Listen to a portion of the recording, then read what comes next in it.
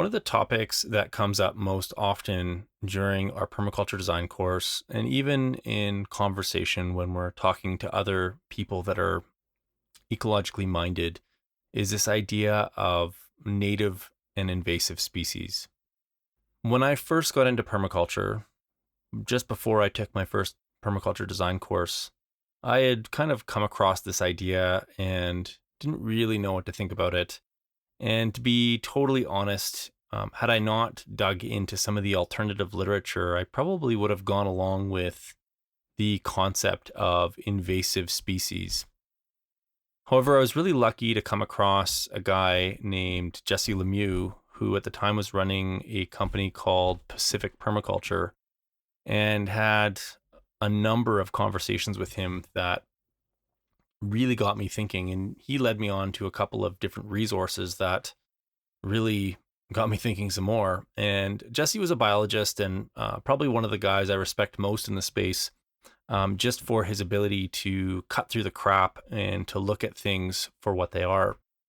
And one of the resources that he sent my way was this article from Toby Hemenway, which I'm going to read to you today, which is called Invasives Returning to an Idea. Toby, who passed away not that long ago, was probably one of the clearest thinkers and communicators within the permaculture space in North America, and contributed an enormous amount of intellectual capital to everyone that's in the space right now through his works like Gaia's Garden, which is one of the first permaculture books that I ever purchased, and I highly recommend it still to this day. One of the great things about Toby is that he was a trained scientist, and so he could not only speak the language of science, but he could use very strong and profound rationalism to think about a situation through a lens that sometimes others might not quite get to, similar to Jesse in a lot of ways. And so this article, when I read it, completely floored me because I had heard all of these other analyses around native and invasive plants. And after reading this, the whole argument kind of fell apart. It became very clear that the argument about natives and invasives was far more nuanced, such that it wasn't just about who belonged here versus who didn't belong here, but more what was here when the botanists arrived, and how far back do you actually have to go before you actually get to a native assemblage of plants? Do you have to go back when the botanists showed up in North America, let's say 400 years ago? Do you have to go back before the Ice Age? Do you have to go back to the dinosaurs? And so when we're thinking about natives and invasives, we have to think about it through the lens of space, time, scale, and form. So before I ruin the article for you, I'm going to go ahead and read it. And then at the end of the episode, I will give a couple of additional thoughts on the whole native and invasive conversation that I think helps to round out this argument. And maybe next time you go to try and eradicate a plant because somebody has told you that it's not meant to be there or that it's not native, you might think twice about what that plant is actually trying to do and what its function is and why it showed up at that particular location. I hope you find this article as insightful as I have, and I will leave a link to the original article in the show notes below, and I look forward to any of your comments after you've listened to the episode. Native Plants, Restoring to an Idea. July 1st, 2011, by Toby Hemenway. Let me tell you about the invasive plant that scares me more than all the others. It's one that has infested over 80 million acres in the US, usually in virtual monocultures. It's a heavy feeder, depleting soil of nutrients. Everywhere it grows, the soil is badly eroded. The plant offers almost no wildlife habitat, and since it is wind-pollinated, it does not provide nectar to insects. It's a plant that is often overlooked on blacklists, yet it is responsible for the destruction of perhaps more native habitat than any other species. Research shows that when the land is lost to the species, native plants rarely return. They can't compete with it. It should go at the top of every native plant lover's list of enemies. This plant's name? Zeamays. or corn. Corn is non-native, it's from Central America. Next on my list is the soybean, with 70 million acres of native habitat lost to this invasive exotic. Following those two scourges on this roll call of devastating plants is the European invader called wheat. Wait, you say, these plants are deliberately spread by people. That's different. But to an ecologist, it is irrelevant that the dispersion vector of these plants is a primate. After all, we don't excuse holly or autumn olive even though without bird dispersal they could not spread. Why are corn, soy, and wheat not on any blacklists? Because we think of them differently than plants spread by non-humans. This suggests that an invasive species is an idea, a product of our thinking, not an objective phenomenon. When we restore land, we restore to an idea, not to objective criteria. Let me give another example of how our ideas dictate which species we'll tolerate and which we won't. The wooded hillside in rural Oregon where I once lived was thick with 40 to 120-year-old Douglas fir and hemlock. But as I walked these forests, I noticed that scattered every few acres were occasional ancient oak trees, 4 to 6 feet in diameter, much older than the conifers, and now being overtopped by them. I realized that in these ancient oaks, I was seeing the remnants of the oak savanna that had been maintained for millennia by fire set by the original inhabitants, the Kalapuya people. The fir forest moved in when the whites arrived and drove off the Kalapuya and suppressed fire. So what I was seeing was a conifer forest created by human-induced fire suppression, and it had replaced the oak savanna that had been preserved by human fire setting, which was the native landscape. Both were made by people. If we say, let's restore to what existed before humans altered it, we'd need to go back to birches and willows since humans arrived as the glaciers retreated. But clearly, that's not appropriate. In a similar vein, one of the rarest and most valued ecosystems in the Northwest are the native prairies, such as those found in the Willamette and other valleys. Yet these prairies are also the product of human manipulation. Prairies were predominant in the Willamette over 5,000 years ago, but began to disappear not long after that. Ecologist Mark Wilson has written, as climate turned cooler and moister 4,000 years ago, oak savanna and prairie ecosystems were maintained only by frequent fires set by the native people to stimulate food plants and help in hunting. The local people used fire technology to maintain an environment that supported them even when the climate no longer supported that ecosystem. So I applaud and encourage efforts to preserve native prairie in the region. They are valuable as endangered species habitat, examples of cultural heritage, and a way of preserving planetary biological wisdom. But we should restore these prairies with the strict recognition that we are creating, not recreating or restoring, a state that cannot be supported by current climate and other conditions. Prairies are artificial in the Willamette Valley. The preservation of prairies there isn't a matter of simply repairing and replanting a degraded landscape and then watching the prairie thrive, but constructing a species community and an environment for it that must remain on intensive life support, with constant intervention for it to survive at all, as long as the climate remains unsuitable to it. The Willamette Prairie remnants can't be considered native. The only criteria they meet is that they were here in small patches when botanists first cataloged them. But so were dandelions. Botanists knew dandelions weren't native, but they didn't know that the prairies were human created, so the prairies were cataloged as native. Prairies in the Northwest haven't been indigenous for 4,000 years. We love the local prairies, and I firmly believe in the efforts to preserve them, but I want us to be clear that we are restoring to an idea. We are restoring because we want these things here, and not because there is a master blueprint that says they are the right ecosystem for the place. Ecosystems exist because current conditions favor those particular assemblages. Change the conditions and the ecosystem will absolutely change. Both the climate and humans have changed the conditions plenty.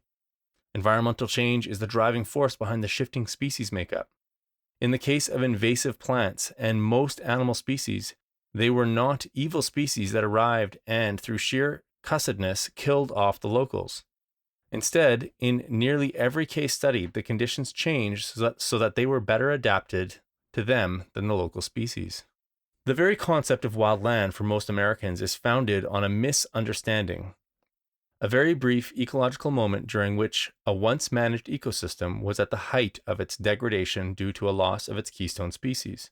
The dark and tangled primeval forests written about by Thoreau and Emerson are simply the declining remnants of an open and spacious eastern food forest turned into a thicket after a century or two of neglect, once their human tenders were killed. But this idea of wilderness is deep in our mythology, national imagery, and consciousness.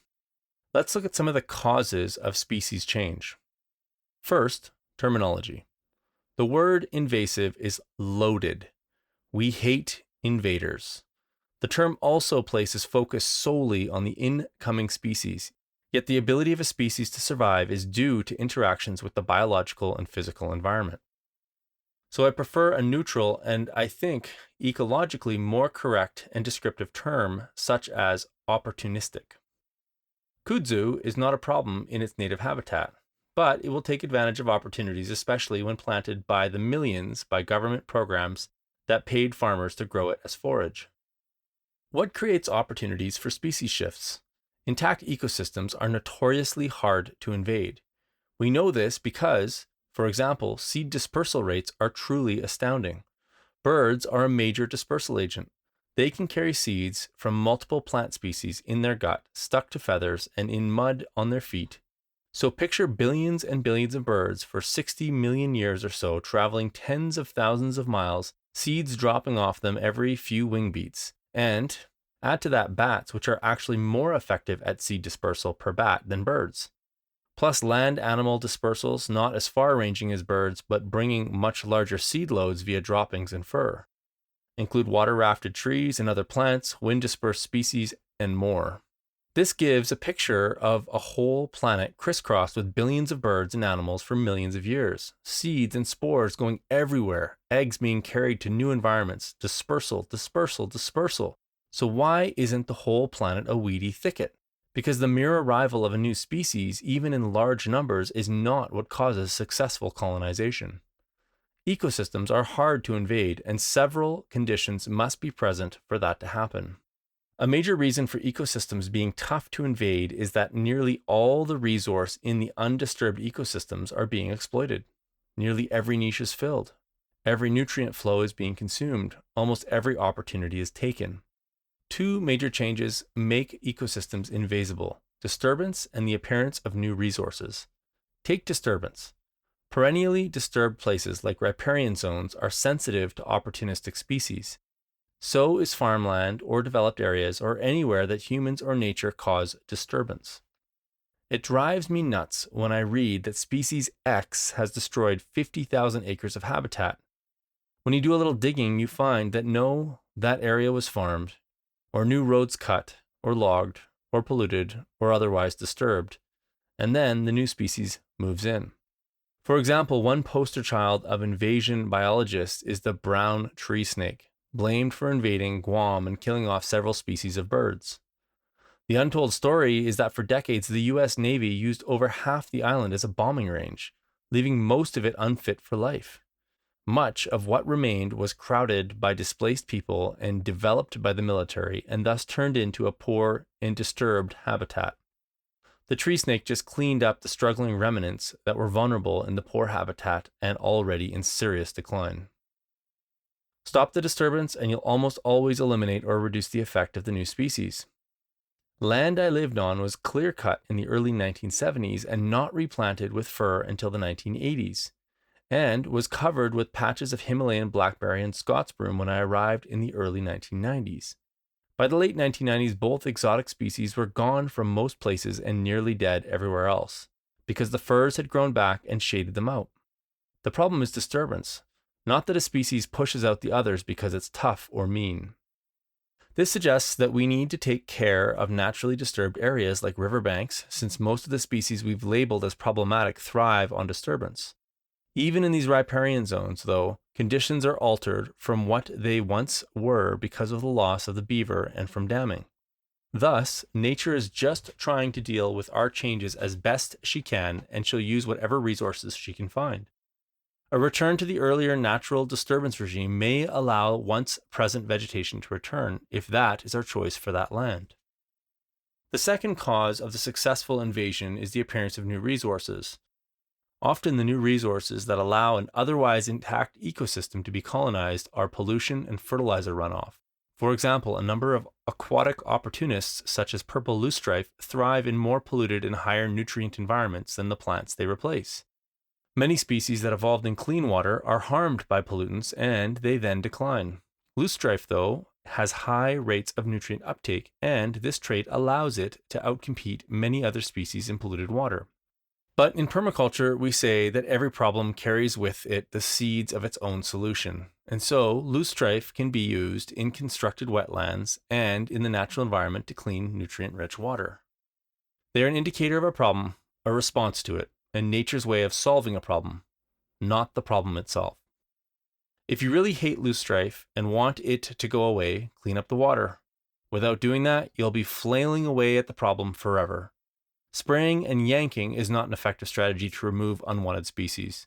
Nature is far more patient and persistent and has a bigger budget than we do. To remove an unwanted species, change the conditions that made it more favored than the desired vegetation. Unwanted species generally arrive because humans have changed the environment to make conditions more favorable for the new species. And when we restore landscapes, or more often introduce a set of species that we have decided are the ones we want to see there, we are altering the landscape to suit our idea of what should be there, not to match some divine plan. These two understandings burden us with a huge responsibility to make intelligent choices, but more importantly, to recognize that we are often arbitrarily making a choice based on our own preferences, not because there is only one right choice for the landscape. When we put resources into landscape management, however, we direct the shape of that landscape towards only one choice. That's the best we can do. Thus, I'd like to see us be less dogmatic in the way we cling to those choices. Unfortunately, dogma is present on all sides. Friends of mine approached the Portland city government with a plan to create some edible plant corridors along Springwater Trail, a 40-mile bicycle and pedestrian loop around the city. Their idea was for the bikers and pedestrians to be able to snack on berries and fruit. The city official in charge said, "Nope, we have natives-only policy on the trail." The trail is a paved pathway that goes through industrial areas and along backyards, road right-of-ways, and scrubby vacant lots, all covered with non-natives. It probably goes through a dozen or more different environments based on soil, water, sunlight, and all the other factors that determine what plant communities will grow there. But the policy is natives only. Wouldn't it make sense for the primary species that will be using that trail to have a habitat that suits that species' need for the food and comfort, particularly since it's a busy urban area? But instead, the landscaping is to be driven by an idea, by dogma. I totally support the area of having natives-only areas on the trail, but let's allow the new landscaping to serve those that it's being built for, too. I began this with corn and soybeans. One of my favorite snarky questions for native-only people is, "What did you eat for breakfast?" I ask that because it is our choices that determine how much of our landscape is going to be consumed by non-native species. I didn't eat camas cakes with pink flowering currant syrup this morning, and I'll bet you didn't eat any local plants either. Of course, I'd rather see someone growing indigenous species in their yard rather than having a sterile resource-gobbling lawn, but my urban lot is not, in my or several other lifetimes, going to be part of a natural ecosystem. I might be able to cultivate some endangered native species in an attempt to pull a rare plant back from extinction. That's one good reason I can see for growing indigenous plants in my yard. But the most frequent native plants I see grown in yards are salal, Oregon grape, and others that are in no danger of extinction and don't, to my knowledge, support specialist species dependent only upon them. And since much of my yard is watered, it is inappropriate for me to grow natives that are adapted to our dry summers. It's always struck me as bizarre to see Northwest natives being irrigated. But even more than indigenous plants, I'd rather see someone providing for their own needs from their yard. When we eat a bowl of cornflakes for breakfast or oatmeal or store-bought eggs, we are commissioning with our dollars the conversion of wild land into exotic promoting farms. I'll bet that a large percentage of people reading this buy local food, shop organic, and so forth. But the farms growing that food are almost all monocultures. They are also out of the urban matrix. By this, I mean that if we grew some of our own food somewhere out in the country, a farmer won't have to plow so close to the riverbank, or could let some of that back field go wild. That land has a far better chance of functioning as an ecosystem than my yard will. Oh, I have visions of how city and suburban landscapes could be functional ecosystems, but that's another subject. My point is, we need to be putting money and energy into growing indigenous species where they will do the most good, where they can truly contribute to ecosystems and their functions. Many of our efforts in eliminating exotics are a terrible waste of resources at best, and at worst are repeated use of poisons to destroy a hybrid habitat whose functions we don't yet grasp. Let's be honest at what we are restoring to, an idea of what belongs in a place. If we want to get rid of an invasive exotic, let's get rid of some monoculture corn and let a bit of farmland return to being a real ecosystem. Copyright 2007 by Toby Hemenway. I think what strikes me most about this article is Toby's request to actually look at the problem through the lens of science. So if we're actually going to quantify the damage done by some invasive species, and we could name a whole bunch of them, like he's named in here, purple loosestrife or burdock or thistle, then we should actually look at the number of acres that these plants that we are trying to eradicate actually consume relative to the other non-natives, corn, soy, and wheat. And we could add more into that mix as well, more of those industrial agricultural plants that we propagate using our tractors. And I think that we'd all agree that the number of acres consumed by farmed plants far exceeds the number of acres by these problematic plant species. What I find with this argument is that it's easy for people to, well, it's not easy actually. There's usually a ton, as Toby says, a ton of dogma and emotion tied to this concept. So people that have fought invasives for their whole life or are dead set that there are such a thing as invasive species, typically are not likely to change their mind anytime soon. In fact, one time I was at a CD Saturday and an invasive species plant expert ended up setting up their booth next to me, and he was so adamant about invasive weeds that he actually threatened to fight me, which was a very strange experience for me. And I'll never forget that. It was amazing how somebody that was trying to preserve natives was just so aggro, so angry and aggressive. Still remember that situation vividly. However, with the people that do come through our programs, some of them will change their opinion on plants, but they then quickly go over to animals. Well, plants, maybe they're not invasive, but animals are. What about the Asian carp in the Mississippi River? And that's a really interesting one. If you haven't looked up the Asian carp YouTube video of all these giant fish jumping out of the water, taking people off boats, that's one of the most famous invasive faunal examples. And what's really interesting about the Mississippi is that it's one of the most polluted rivers in the world. It's basically the basin of all of the Midwest where we grow the most amount of corn, soy, wheat, and it's all genetically modified. It's all fertilized with all sorts of different fertilizers and pesticides and chemicals. And so what happened with the Asian carp was that fish farmers were farming it close to the river, probably because they had access to water from the river to be able to build their dikes and farm this Asian carp. And a flood came along and broke the dikes, and the Asian carp got out, and they've spread all the way up the Mississippi. And so these fish are being blamed for the eradication of the lower part of the food chain because they're vegetarian, and thus eradicating the rest of the other fish population and other problems as well, which if you delve into that issue, you'll find out pretty quickly. And what's really interesting about that is that you always have to go back to the function of the animal or the function of the plant. And Asian carps are basically the weed species, if you will, of the animal kingdom or of the fish kingdom, in the sense that they thrive in highly degraded landscapes.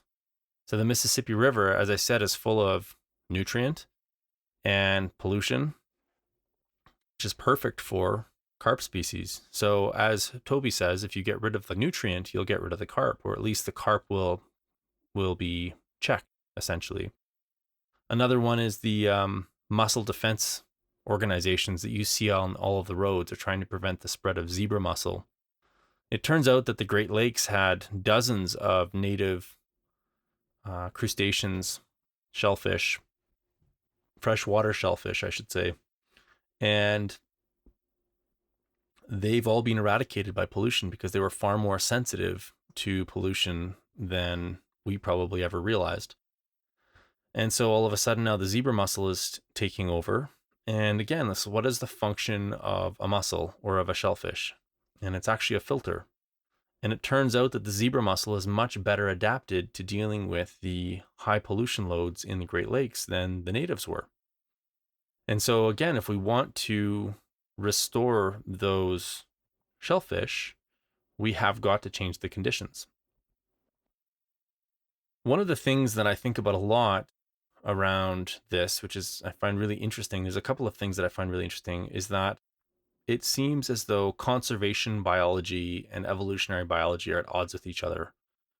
One aims to categorize and conserve, and the other one explores how species change and evolve. And tied to that is this discourse that's currently going on around climate change and how the world is changing very quickly due to anthropogenic disturbance that we're creating all over the planet, in the water, the land, the air, the atmosphere. And it seems to me that if we are observing a rapid change in the global conditions on the planet, and that we're pretty terrified about what those changes and conditions might mean for our species, it seems like a maladaptive strategy to try and prevent the plants and animals from changing around us. In fact, one of our best hopes for survival would be to watch how Mother Nature deals with this change, because she has a far larger budget, as Toby says, than we ever will. And she's far better at creating experiments than we'll ever be. And likely she's already got a couple of ideas and tricks up her sleeve that will allow her to adapt to this new climate that we're entering into. And so running around worrying about what should and shouldn't be there is a dangerous proposition. And it might actually set us on the wrong course going forward in a future climate change scenario. If you want to do some more reading on this particular subject, I'm going to leave a link to 3 different resources in the show notes that I think you will find useful. Number 1 is a book written by a conservation biologist, and his last name is always really hard for me to pronounce, David Theodoropoulos. He wrote a book called Invasive Biology, Critique of a Pseudoscience. And this book is incredible. I actually was going to do this episode and read the first chapter of his book, and I'm open to doing that if people are interested in listening to that. You can let me know about that in the show notes below. It's super dense. It's written by a biologist, so it's biology heavy. So if you're a biologist, I think you'll find that an interesting book. And there aren't many copies available, ironically. You can find a few used one on Amazon. They're like $90+. Alternatively, you can read some reviews of his books and or of his book, and I'll leave the review to his books in the show notes below as well. There's a couple reviews that you can take a look at. Number 2 is a book recently written by Dow Ryan, and she's written a book called The War on Invasive Species, which is another really dense and incredible book, and I highly recommend it. As invasive species people are or claim to be scientists or interested in science, a good scientist will read both arguments, both sides of the equation, and draw their own conclusions based on the evidence and the papers and the research that has been conducted. So if you are convinced that there is such a thing as an invasive species, I encourage you to read these other books. These are just a couple. There seems to be a growing amount of literature around how this concept of invasion biology is not really real. It's a fabrication. And so those are two really good books to start with. The other one, which is not so much on invasive species, but it's all about trees. I think it's called The Hidden Life of Trees. And I'll put a link to it down below as well. The gentleman who wrote that is a forester from Germany, and he talks about how the beech tree, the European beech tree, moved literally thousands of kilometers from the southern parts of Europe all the way up into the northern parts of Europe as the climate changed. And Toby kind of hints at that in his article as well. As species move, they move on their own. They move as the conditions change because life is opportunistic. So hopefully something in there resonated with you. I know it certainly resonates with me whenever I read that article. And I know that this is a heated issue, and I'm not trying to kick a hornet's nest, just trying to get people to start thinking a little bit more about life in general through a more holistic lens. We tend to quickly pull out our weeding tools, whether they're chemicals or mechanical, in order to try and dictate who should and shouldn't be on our properties. And I think that we're not really approaching that with any kind of humility. We instantly assume that we know better than nature and that somehow she doesn't have control of the situation, that somehow we're more powerful than we actually are. And so I encourage you to think twice before you go and remove that plant or that weed, and maybe even take it another step and do some research on what that plant, or as some people refer to it as weed, is capable of. What does it do? What is it there for? What's it trying to fix? What is it responding to? What kind of disturbance pattern is it responding to? The last kind of observation that I want to leave with you guys is that most of the plants that we buy in the health food store that heal things like cancer, and I mean, I'm not going to go into all the diseases, but just go into the health food store and look at all the different herbs that are for sale there and all the different ailments that they help us to deal with. And then go to your local fieldman or your local county or whoever supplies the invasive weed information and look up how many of the plants are on the invasive species list, specifically the ones that show up at these health food stores. I don't think there's any coincidence the fact that something like burdock, which is highly anti-cancerous, is showing up in our landscapes that we spray carcinogens in order to try and eliminate them. Most of the plants at the health food store are on the invasive list, and most of them are $70 to $100 per kilogram. And so once again, the permaculture principle that the problem is always the solution shines through and true again in that situation. So hopefully you got something out of that episode. If you did, leave a comment in the show notes below for me, and I'd love to hear what your thoughts are on this whole natives versus invasives issue. And if you did get something out of it, hit the like button. And if you're not subscribed and you want to get more of these types of episodes, when you subscribe to our channel, YouTube will notify you when a new video goes live. Thanks so much, guys. I look forward to seeing your comments, and we'll catch you in the next episode.